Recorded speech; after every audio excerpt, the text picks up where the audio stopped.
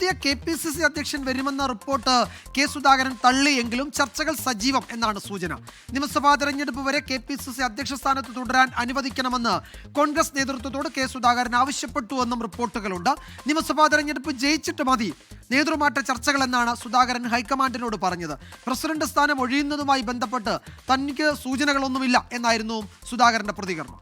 ചർച്ചകളൊക്കെ ഇന്നലെ നടത്തിയിരുന്നു, സംസാരിച്ചിരുന്നു. ഒരുപാട് മണിക്കൂർ നേരം അഖിലേന്ത്യാ പ്രസിഡന്റ് ഖാർഗെജിയും അതുപോലെ രാഹുൽജിയും ഇരുന്ന് നമ്മൾ സംസാരിച്ചിരുന്നു. കേരളത്തിലെ രാഷ്ട്രീയം, കേരളത്തിലെ സംഘടനാ ശക്തി, കേരളത്തിലെ പൊളിറ്റിക്കൽ ഓപ്പർച്യൂണിറ്റി, അതൊക്കെ ഞങ്ങൾ ഇന്നലെ സംസാരിച്ചിരുന്നു ഡീറ്റെയിലായിട്ട്. എന്നെ മാറ്റുന്നുണ്ടോ എന്നുള്ളത് അവരോട് ചോദിക്കുക. ഞാനല്ല എന്നെ മാറ്റേണ്ടത്, അവരാണ്.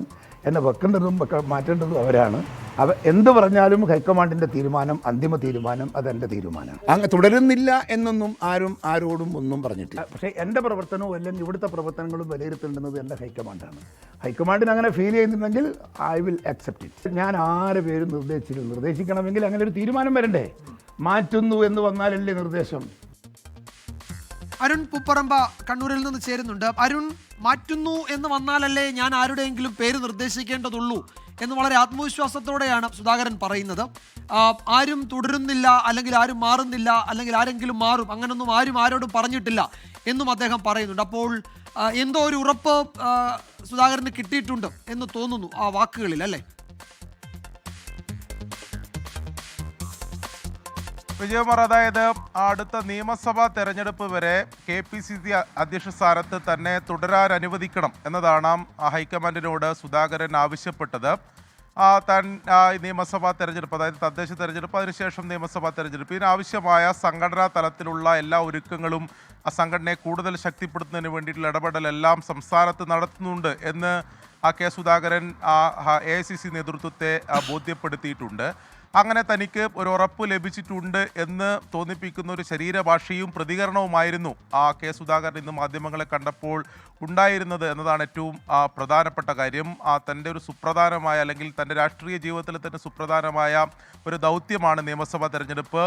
പിണറായി സർക്കാരിനെ താഴെ ഇറക്കുക എന്നതാണ് തൻ്റെ നിലവിലെ രാഷ്ട്രീയ ലക്ഷ്യം. അങ്ങനെ ഒരു വൈകാരികമായ, അല്ലെങ്കിൽ അത്തരമൊരു ലക്ഷ്യം മാത്രമാണ് തനിക്ക് ഇപ്പോൾ ഉള്ളത്. അതുകൊണ്ട് നിയമസഭാ തെരഞ്ഞെടുപ്പ് വരെ തന്നെ ഈ സ്ഥാനത്ത് തുടരാൻ അനുവദിക്കണം എന്ന് സുധാകരൻ ആവശ്യപ്പെടുകയും അതിനോട് അനുഭാവപൂർവമായ ഒരു നിലപാട് നിലവിൽ ഹൈക്കമാൻഡ് സ്വീകരിച്ചു എന്ന വിവരങ്ങളാണ് നമുക്ക് എന്തായാലും ലഭിക്കുന്നത്. അതായത് ഈ നേതൃമാറ്റ ചർച്ചകൾ എന്തായാലും സജീവമായി തന്നെ തുടരും. പക്ഷേ ഉടൻ അത്തരം സുധാകരനെ KPCC അധ്യക്ഷ സ്ഥാനത്ത് നിന്ന് മാറ്റാൻ ഉള്ള സാധ്യത വളരെ കുറവാണ് എന്ന സൂചനകളാണ് ലഭിക്കുന്നത്. അതോടൊപ്പം തന്നെ ഈ തുടർച്ചയായി ഉണ്ടാവുന്ന നേതൃമാറ്റ ചർച്ചകൾ, ആ ചർച്ചകളിലും കെ സുധാകരൻ കൃത്യമായ അതൃപ്തി ഹൈക്കമാൻഡിനോട് പ്രകടിപ്പിച്ചിട്ടുണ്ട്. അത് ചില കേന്ദ്രങ്ങളിൽ നിന്നാണ് അത്തരം ചർച്ചകൾ ഉണ്ടാകുന്നത് എന്ന അഭിപ്രായ പ്രകടനമൊക്കെ കെ സുധാകരൻ്റെ ഭാഗത്തുണ്ടായിട്ടുണ്ട്. അതോടൊപ്പം തന്നെ DCC പുനഃസംഘടന ഉടൻ പൂർത്തീകരിക്കണം, തദ്ദേശ തെരഞ്ഞെടുപ്പാണ് വരുന്നത്, ഉടൻ ആ നടപടികൾ പൂർത്തീകരിക്കണമെന്നും ഹൈക്കമാൻഡിനോട് സുധാകരൻ ആവശ്യപ്പെട്ടിട്ടുണ്ട്.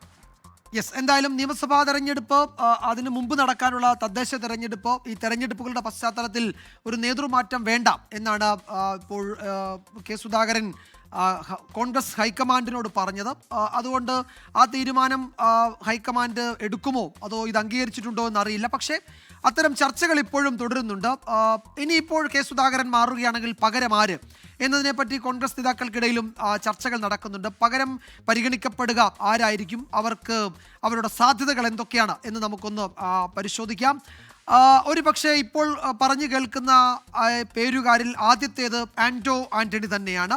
ആന്റോ ആന്റണിയുടെ കാര്യം, ആന്റോ ആന്റണി നിലവിൽ പത്തനംതിട്ട ജില്ലയിൽ നിന്നുള്ള, പത്തനംതിട്ട ലോക്സഭാ മണ്ഡലത്തിൽ നിന്നുള്ള MP ആണ്. അദ്ദേഹം വിദ്യാർത്ഥി യുവജന സംഘടനകളിലൂടെ സജീവമായിരുന്നു. KSUവിൻ്റെ യൂണിറ്റ് പ്രസിഡന്റായി രാഷ്ട്രീയ പ്രവർത്തനം തുടങ്ങിയ ആളാണ് ആന്റോ ആന്റണി. KSU പ്രസിഡന്റായി, യൂത്ത് കോൺഗ്രസിൻ്റെ സംസ്ഥാന ജനറൽ സെക്രട്ടറിയായി, കോട്ടയം ജില്ലാ കോൺഗ്രസ് കമ്മിറ്റിയുടെ പ്രസിഡന്റായി, KPCC ജനറൽ സെക്രട്ടറിയായി പ്രവർത്തിച്ചിട്ടുണ്ട്. 4ാം തവണയാണ് പത്തനംതിട്ടയിൽ നിന്ന് അദ്ദേഹം ലോക്സഭയിലേക്ക് തെരഞ്ഞെടുക്കപ്പെട്ടിരിക്കുന്നത്. AK ആന്റണി, ഉമ്മൻചാണ്ടി ഈ നേതാക്കളുമായി വ്യക്തിപരമായി വളരെ ബന്ധമുള്ള, വളരെ അടുപ്പമുള്ള ഒരു നേതാവ് കൂടിയാണ് ആന്റോ ആന്റണി. ഇതൊക്കെ അദ്ദേഹത്തിൻ്റെ സാധ്യതകളാണ്. മറ്റൊരു പേര്, പ്രധാനപ്പെട്ട പേര് ബെന്നി ബെഹനാൻ്റെ തന്നെയാണ്. നേരത്തെ നമ്മൾ പറഞ്ഞതുപോലെ അദ്ദേഹവും ലോക്സഭാംഗമാണ്. ചാലക്കുടിയിൽ നിന്നുള്ള ലോക്സഭാംഗമാണ് ബെന്നി ബെഹനാൻ. 2ാം തവണയാണ് അദ്ദേഹം ലോക്സഭയിലേക്ക് തിരഞ്ഞെടുക്കപ്പെടുന്നത്. 1978 KSUവിൻ്റെ സംസ്ഥാന പ്രസിഡന്റായി, പിന്നീട് യൂത്ത് കോൺഗ്രസിന്റെ സംസ്ഥാന ജനറൽ സെക്രട്ടറിയായി. പിറവത്ത് നിന്നും തൃക്കാക്കരയിൽ നിന്നും അദ്ദേഹം നിയമസഭയിലേക്ക് എത്തിയിട്ടുണ്ട്. 2018-20 കാലഘട്ടത്തിൽ UDFന്റെ കൺവീനറായി പ്രവർത്തിച്ചിട്ടുണ്ട്. നേരത്തെ നമ്മൾ ആന്റണിയുടെ കാര്യം പറഞ്ഞതുപോലെ എ ഗ്രൂപ്പുമായി ഏറെ അടുപ്പമുള്ള, പ്രത്യേകിച്ച് ഉമ്മൻചാണ്ടിയുടെ വളരെ വിശ്വസ്തനായ ഒരു അനുയായി കൂടിയായിരുന്നു. അല്ലെങ്കിൽ അതേ നിലയിൽ ആ ഉമ്മൻചാണ്ടിയുമായുള്ള അടുപ്പം എക്കാലത്തും ചർച്ചയാവുകയും ചെയ്തിട്ടുണ്ട്. അതാണ് ബെന്നി ബെഹനാന്റെ സാധ്യതകൾ. മറ്റൊരു പേര് അടൂർ പ്രകാശിൻ്റെതാണ്. ആറ്റിങ്ങലിൽ നിന്നുള്ള ലോക്സഭാംഗമാണ് അടൂർ പ്രകാശ്. 2ാം തവണയാണ് അദ്ദേഹം ഈ മണ്ഡലത്തെ പ്രതിനിധീകരിക്കുന്നത്. അതിനു മുൻപ് 96 മുതൽ 2019 വരെ 23 വർഷം തുടർച്ചയായി അദ്ദേഹം കോന്നിയിൽ MLA ആയിരുന്നു. കോന്നിയിൽ നിന്നുള്ള MLA ആയിരുന്നു. ഉമ്മൻചാണ്ടി മന്ത്രിസഭയിൽ അദ്ദേഹം വിവിധ വകുപ്പുകൾ കൈകാര്യം ചെയ്തു, മന്ത്രിയായിരുന്നു. ഒരു നല്ല സംഘാടകൻ, ഒരു തെരഞ്ഞെടുപ്പ് മാനേജർ എന്ന നിലയിലൊക്കെ പലപ്പോഴും അടൂർ പ്രകാശിൻ്റെ പേര് ഉയർന്നു വരാറുണ്ട്. അദ്ദേഹത്തിൻ്റെ പേരും ഇപ്പോൾ ഈ കേരള പ്രദേശ് കോൺഗ്രസ് കമ്മിറ്റിയുടെ അധ്യക്ഷ പദവിയിലേക്ക് പരിഗണിക്കപ്പെടുന്നുണ്ട്. മറ്റൊരു പേര് സണ്ണി ജോസഫിൻ്റേതാണ്. കണ്ണൂരിലെ പേരാവൂരിൽ നിന്നുള്ള നിയമസഭാംഗമാണ് സണ്ണി ജോസഫ്. 3 തവണ MLA ആയിട്ടുണ്ട്. കണ്ണൂർ DCC പ്രസിഡന്റായിരുന്നു. സംഘടനാ രംഗത്ത് വളരെ സജീവമായി താഴെത്തട്ടിൽ പ്രവർത്തകരുമൊക്കെയായി വളരെ ബന്ധമുള്ള, അടുപ്പമുള്ള നേതാവാണ് സണ്ണി ജോസഫ്. മറ്റൊരു പേര് കൊടിക്കുന്നിൽ സുരേഷാണ്. മുതിർന്ന കോൺഗ്രസ് നേതാവ്, ഒരുപക്ഷെ കോൺഗ്രസിലെ തന്നെ സീനിയർ നേതാക്കളിൽ ഒരാളാണ്. 8 തവണ അദ്ദേഹം MP ആയി തെരഞ്ഞെടുക്കപ്പെട്ടിട്ടുണ്ട്. UPA സർക്കാരിൽ അദ്ദേഹം മന്ത്രിയായിരുന്നു. KPCCയുടെ വർക്കിംഗ് പ്രസിഡന്റാണ്.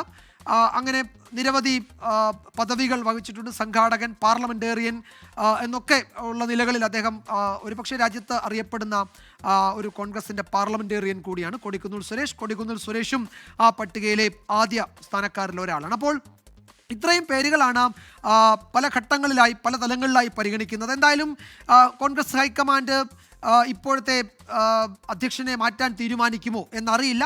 നിയമസഭാ തെരഞ്ഞെടുപ്പ് വരെ അദ്ദേഹം തുടരുമോ എന്നറിയില്ല. അങ്ങനെ തുടരാൻ അനുവദിക്കണം എന്നെന്തായാലും സുധാകരൻ ആവശ്യപ്പെട്ടിട്ടുണ്ട്. തീരുമാനം രാഹുൽ ഗാന്ധിയും പ്രിയങ്ക ഗാന്ധിയും മല്ലികാർജ്ജുൻ ഖാർഗെയും ഒക്കെയാണ് കൈക്കൊള്ളേണ്ടത്. കേരളത്തിൽ നിന്ന് ഒരു വിഭാഗം നേതാക്കൾ സുധാകരൻ മാറണമെന്ന് ആവശ്യപ്പെടുന്നുണ്ട്.